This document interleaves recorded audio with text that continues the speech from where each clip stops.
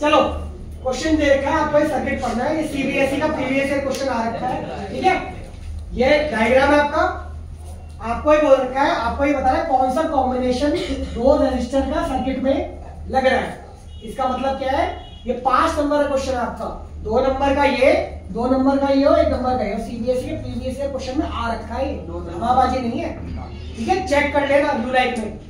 तो 2 नंबर का ये, 2 नंबर का 1। अब आपको पहले पार्ट में क्या बता रखा है कि 2 रेजिस्टर जो सर्किट में कनेक्टेड है वो कैसे है। देखो सीधी बात है, यहाँ से अगर हम करंट फ्लो करना शुरू करेगा, यहाँ से एमीटर यहाँ लगा हुआ है, जहां से एमीटर लगा वहीं से हम करंट को मेजर कर सकते हैं, ठीक है। तो पोटेंशियल से आपका करंट फ्लो करना शुरू हुआ, की बंद हुई, की जैसे ही बंद होती है करंट फ्लो करना शुरू कर देता है, ठीक है ना। या आप कह सकते हैं विद्युत चलना शुरू कर देता है। तो वो चला, अब उसे यहाँ पे क्या मिले, 2 रास्ते मिले, और जहां 2 रास्ते मिलते हैं वो क्या होता है, पैरेलल होता है। क्या होता है, पैरेलल होता है, ठीक है। तो ए पार्ट का आंसर क्या होगा, पैरेलल। दोनों क्या होंगे, पैरेलल में होंगे।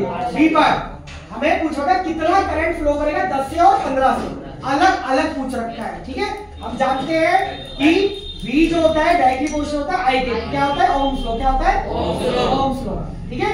इसका मतलब ये है कि V बढ़ेगा तो I बढ़ेगा, और V घटेगा तो I घटेगा। कंसेप्ट बता रहा हूँ, ये V बढ़ेगा तो I बढ़ेगा, V घटेगा तो I घटेगा, ठीक है। अगर हम इसको वैल्यू को करें तो V की अगर 1 आएगी तो इसकी भी 1 हो सकती है, V की 2 है तो इसकी भी 2, और इसकी 3 है तो 3, ठीक है। तो आपका ये अगर हम डायग्राम बनाए तो आपका